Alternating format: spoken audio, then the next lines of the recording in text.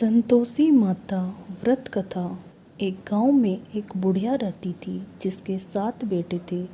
6 बेटे कमाने वाले थे और एक बेटा निकम्मा था। बुढ़िया माँ 6 पुत्रों को झूठा 7वें पुत्र को देती। 7वां पुत्र एक दिन अपनी पत्नी से बोला, देखो मेरी माता का मुझ पर कितना प्रेम है। वह बोली, क्यों नहीं सबका झूठा बचा हुआ तुमको खिलाती है। वह बोला, जब तक आंखों से ना देखे मान नहीं सकता। पत्नी ने हंसकर कहा, देख लोगे तब तो मानोगे।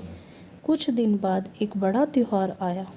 घर में 7 प्रकार के भोजन और चूरमा के लड्डू बने। वह पत्नी की बात को जांचने के लिए सिर दर्द का बहाना बनाकर पतला कपड़ा सिर पर ओढ़कर रसोई में जाकर सो गया और कपड़ों में से सब देखता रहा। 6 भाई भोजन करने आए। उसने देखा माँ ने उनके लिए सुंदर सुंदर आसन बिछाए, 7 प्रकार की रसोई परोसी और आग्रह करके उन्हें भोजन कराती रही। वह देखता रहा।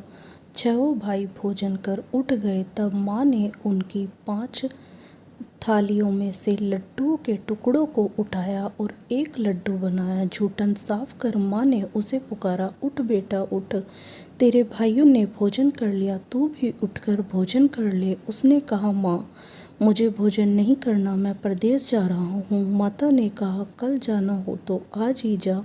वह बोला, हाँ हाँ जा रहा हूँ। यह कहकर वह घर से निकल गया। चलते समय उसे पत्नी की याद आई। वह गौशाला में कंडे थाप रही थी। वहां जाकर वह बोला, मेरे पास तो कुछ नहीं है, यह अंगूठी है सो ले लो और अपनी कोई निशानी मुझे दे दो। वह बोली, मेरे पास क्या है, यह गोबर भरा हाथ है। यह कहकर पत्नी ने उसकी पीठ पर गोबर के हाथ की थाप मार दी। वह चल दिया। चलते चलते दूर देश में पहुंचा। वहां एक साहूकार की दुकान थी। जहां जाकर बोला, सेठ जी मुझे नौकरी पर रख लो। साहूकार को नौकर की सख्त जरूरत थी। साहूकार ने कहा, काम देखकर तनख्वाह मिलेगी। उसने कहा, सेठ जी जैसा आप ठीक समझे। उसे साहूकार के यहाँ नौकरी मिल गई। वह वहाँ दिन रात काम करने लगा। कुछ दिन में दुकान का लेन देन, हिसाब किताब, ग्राहकों का माल बेचना, सारा काम करने लगा। साहूकार के 7-8 नौकर थे। वे सब चक्कर खाने लगे, लेकिन उसने अपनी लगन, परिश्रम और ईमानदारी से सभी को पीछे छोड़ दिया। उसे अपने किए का महीने में ही उसे मुनाफे में साझेदारी बना लिया। परिश्रम करते करते 12 वर्ष में ही वह नगर का नामी सेठ बन गया और सेठ अपना सारा कारोबार उस पर छोड़कर बाहर चला गया। इधर उसकी पत्नी पर क्या बीती वह सुने। सास ससुर उसे दुख देने लगे, गृहस्थी का काम करवाकर उसे लकड़ी लेने जंगल में भेजते। इस बीच घर की रोटियों के आटे से जो भूसी निकलती उसकी रोटी बनाकर रख दी जाती और फूटे नारियल की नरेली में पानी दिया जाता। इस तरह दिन बीतते रहे। एक दिन वह जब जंगल में लकड़ी लेने जा रही थी तब उसे रास्ते में बहुत सी स्त्रियां संतोषी माता का व्रत करती दिखाई दी। यह वहां खड़ी होकर पूछने लगी, बहनों तुम किस देवता का व्रत करती हो और इसके करने से क्या फल होता है?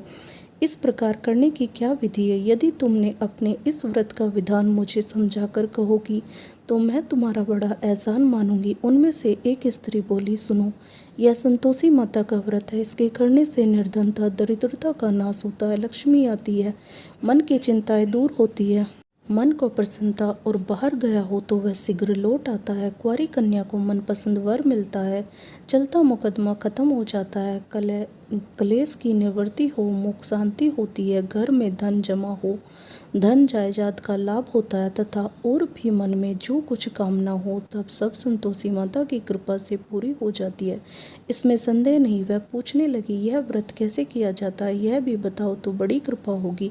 वह स्त्री कहने लगी, बिना परेशानी, श्रद्धा और प्रेम से जितना भी बन सके प्रसाद लेना, 5.25 पैसे से 5.25 आने तथा इससे भी ज़्यादा शक्ति और भक्ति के अनुसार गुड़ और चना ले। हर शुक्रवार को निराहार रहकर कथा कहना सुनना, इसके ओम बीज कम नहीं टूटे तथा नियम पालन के करना। सुनने वाला कोई ना मिले तो घी का दीपक जलाकर उसके आगे जल के पात्र को रख कथा कहना, परंतु नियम न टूटे। जब तक कार्य सिद्ध न हो नियम पालन करना और कार्य सिद्ध हो जाने पर व्रत का उद्यापन करना। 3 मास में माता पूरा फल प्रदान करती है। यदि किसी ग्रह कोटे है भी तो माता 1 वर्ष में अवश्य उनको अनुकूल करती है। कार्य सिद्ध होने पर ही उद्यापन करना चाहिए, बीच में नहीं। उद्यापन में 2.5 सेर आटे का खाजा तथा इसी अनुसार खीर तथा चने का साग बनाना, 8 बच्चों को भोजन कराना, जहाँ तक मिले देवर जेठ भाई बंधु कुटुंब के लड़के लेना, ना मिले तो रिश्तेदार और पड़ोसियों के लड़के बुलाना, उन्हें भोजन करा, यथाशक्ति दक्षिणा दे। माता का नियम पूरा करना, ध्यान रखना उस दिन घर में कोई खटाई ना खाए। यह सुन वह वहाँ से चल दी। रास्ते में लकड़ी के बोझ को बेच दिया और उन पैसों से गुड़ चना ले माता के व्रत की तैयारी कर आगे चली। रास्ते में संतोषी माता के मंदिर में जा माता के चरणों में लौटने लगी, विनती करने लगी, माँ मैं दीन हूँ, निपट मूर्ख हूँ, व्रत के नियम कुछ नहीं जानती, मैं बहुत दुखी हूँ। हे माता मेरा दुख दूर कर, मैं तेरी शरण में हूँ। माता को दया आई। एक शुक्रवार बीता कि दूसरे शुक्रवार को ही उसके पति का पत्र आया और तीसरे शुक्रवार को उसका भेजा हुआ पैसा आ पहुंचा। यह देखकर जेठानी मुंह सिकोड़ने लगी, इतने दिनों बाद इतना पैसा आया, इसमें क्या बड़ाई है। लड़के ताने देने लगे। काकी के पास अब पत्र आने लगे, रुपया आने लगा। अब तो काकी की खातिर बढ़ेगी, अब तो काकी बुलाने से भी नहीं बोलेगी। बेचारी सरलता से कहती, भैया पत्र आए, रुपया आए तो हम सबके लिए अच्छा है। ऐसा कहकर आंखों में आंसू भरकर संतोषी माता के मंदिर में जा मातेश्वरी के चरणों में गिरकर रोने लगी। माँ मैंने तुमसे पैसा नहीं मांगा, मुझे पैसे से क्या काम, मुझे तो अपने सुहाग से काम है। मैं तो अपने स्वामी के दर्शन और सेवा मांगती। तब माता ने प्रसन्न होकर कहा, जा बेटी तेरा स्वामी जल्द ही आएगा। यह सुन खुशी से बावली हो वह घर आकर काम करने लगी। संतोषी माँ विचार करने लगी, इस भोली पुत्री से मैंने कह तो दिया कि तेरा पति शीघ्र आएगा, पर आएगा कहाँ से, वह तो इसे स्वप्न में भी याद नहीं करता। उसे इसकी याद दिलाने तो मुझे ही जाना पड़ेगा। संतोषी माता ने उस बुढ़िया के बेटे को स्वप्न में समझाया, पुत्र तेरी घरवाली कष्ट उठा रही है। वह बोला, हाँ माता यह तो मुझे भी मालूम है, परंतु क्या करूँ, वहाँ कैसे जाऊँ। प्रदेश की बात है, लेन देन का सारा हिसाब किताब है, कोई जाने का रास्ता नजर नहीं आता।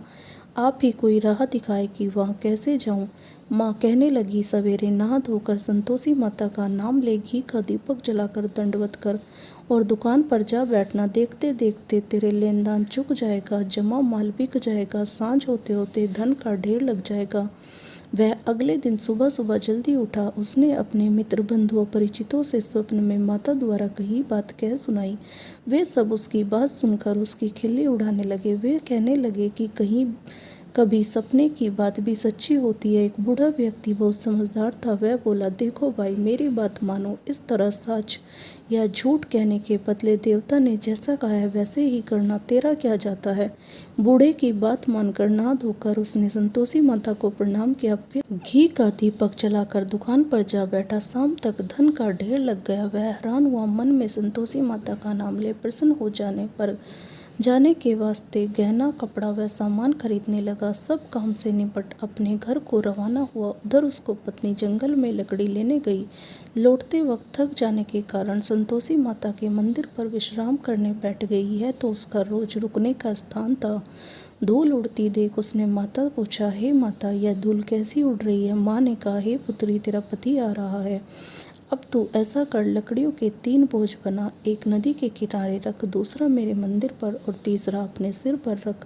तेरे पति को लकड़ी का गड्ढा देखकर मोह पैदा होगा, यह वहाँ रुकेगा, नाश्ता पानी बना खाकर माँ से मिलने जाएगा। तू लकड़ी का बोझ उठाकर जाना और बीच चौक में गड्ढा डालकर 3 आवाजें जोर से लगाना, लो सासू जी लकड़ी का गड्ढा लो, भूसे की रोटी दो, नारियल के खोपरे में पानी दो, आज कौन मेहमान आया है। संतोषी माँ की बात सुनकर वह बहुत अच्छा माँ कहकर प्रसन्न से लकड़ियों के 3 बोझ बना लाई। एक नदी के तट पर, दूसरा माता के मंदिर पर रखा। इतने में ही मुसाफिर वहां आ पहुंचा।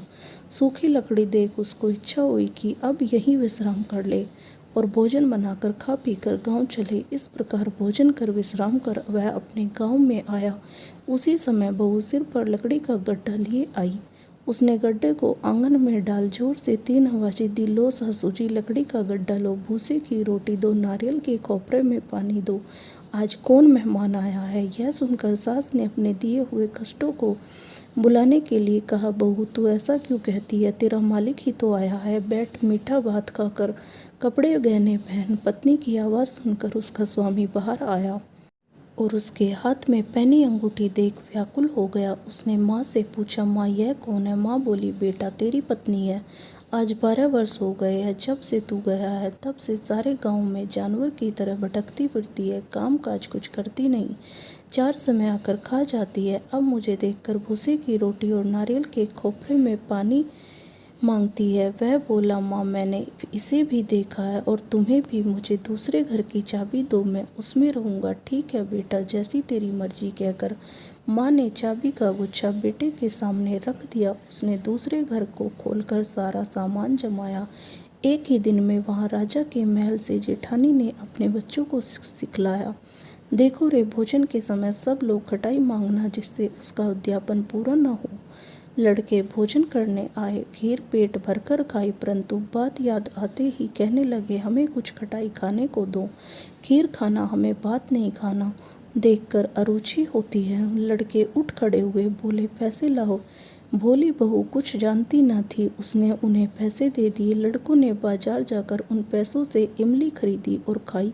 यह देखकर बहू पर माताजी ने कोप किया। राजा के दूत उसके पति को पकड़कर ले गए। अब सब मालूम हो जाएगा, जब जेल की रोटी खाएगा। बहू से यह वचन सहन नहीं हुए।